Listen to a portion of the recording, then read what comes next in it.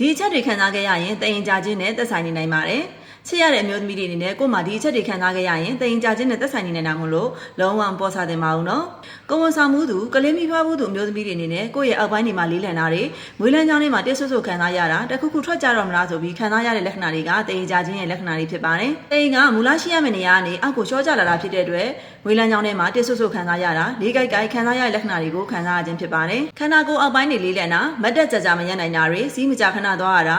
စီးမထိန်နိုင်တဲ့ပြဿနာတွေအပြင်မင်းမကိုကလေးထွက်တာနဲ့အဖြူစင်းတဲ့လက္ခဏာတွေကိုတရင်ကြခြင်းရဲ့အစောပိုင်းလက္ခဏာတွေမှာတွေ့ရလိမ့်ရှိပါတယ်။ဒီလိုမျိုးတရင်ကြခြင်းအစောပိုင်းနေထားမှာရင်ကိုယ့်အနေနဲ့သတိထားမိပြီးတော့ကိုယ့်ရဲ့နေထိုင်စားသောက်မှုတွေကိုယူဆိုင်တာကြက်သားလေးချိန်ခန်းတွေကိုပြုလုပ်ပေးတာနဲ့မွေးလန်းချောင်းတွေကိုကောလာဂျင်ဖြစ်ပေးမယ်ဆိုရင်တရင်ကြခြင်းရဲ့အကျိုးလက္ခဏာခုလိုခံစားနေရတဲ့လက္ခဏာတွေကိုသက်သာစေနိုင်မှာဖြစ်ပါတယ်။သိရတဲ့မျိုးသမီးတွေနဲ့မိတ်အပေါ်မှာပြောခဲ့တဲ့တရင်ကြခြင်းအကျိုးလက္ခဏာတွေကကိုယ်မှာတစ်ခုခုခံစားနေရတာရှိရင်တော့ကိုယ့်မှတ်မှာမေးချင်တယ်လို့မှန်းခဲ့ပေးနိုင်ပါတယ်နော်။မျိုးသမီးတိုင်းပုံမကျမ်းမှာလှပပြောရှင်မှုကိုညီပေးနေတဲ့မိတ်ပါ။မိတ်ရဲ့ဗီဒီယိုလေးကိုတခြားမျိုးသမီးတွေလည်းကျမ်းမာရေးပူဇော်ရနိုင်သေးဖို့အပေါင်းလေးတွေတဲလေးပေးပြီး share သွားရပါအောင်နော်ဒီ generation ရင်လည်းကိုယ့်မှတ်မှာမှန်းခဲ့ပေးနိုင်ပါတယ်ရှင်အားလုံးကိုကျေးဇူးတင်ပါတယ်